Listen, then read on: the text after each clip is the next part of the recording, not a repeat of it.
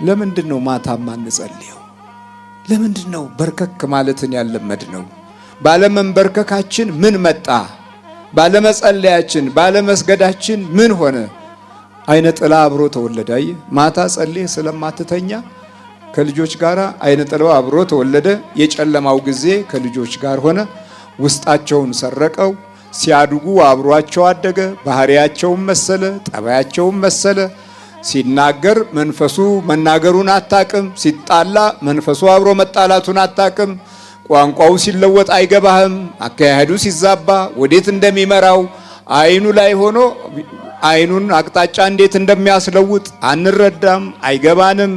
ስለዚህ በዚህ ጊዜና ሁኔታ ውስጥ ትውልዱ ተሳሰረና ወደ ቀኝ ስትለው ወደ ግራ ይሄዳል፣ ወደ ግራ ስትለው ወደ ቀኝ ይሄዳል።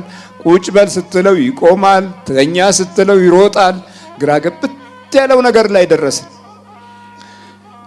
የአመሉ የሱሱ የድንግርግሩ ማስተዋል ማጣቱ ውስጡን መጥፋቱ ለሱም ግራ መጋባቱ አልገባ ያለው ይሆነ የህሊናውን ፈቃድ ክፉ መንፈስ ሆኖ ያንን የህሊናውን ፈቃድ እየፈለገ ሲታገል የሚመራው በሙሉ ወዳልሆነ አቅጣጫ ነው በሙሉ።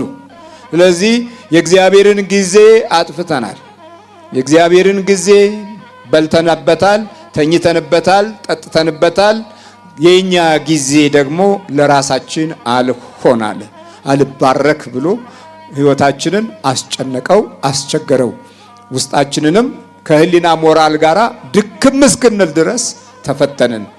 አያችሁ፣ እሱ ተናግሮ ሲጨርስ ጌታችን መድኃኒታችን ኢየሱስ ክርስቶስ ተነሳና አልጋህን ተሸክመህ በቃ ተመላለስ ሲለው ለሱም ግራ ሳይገባው አይቀርም።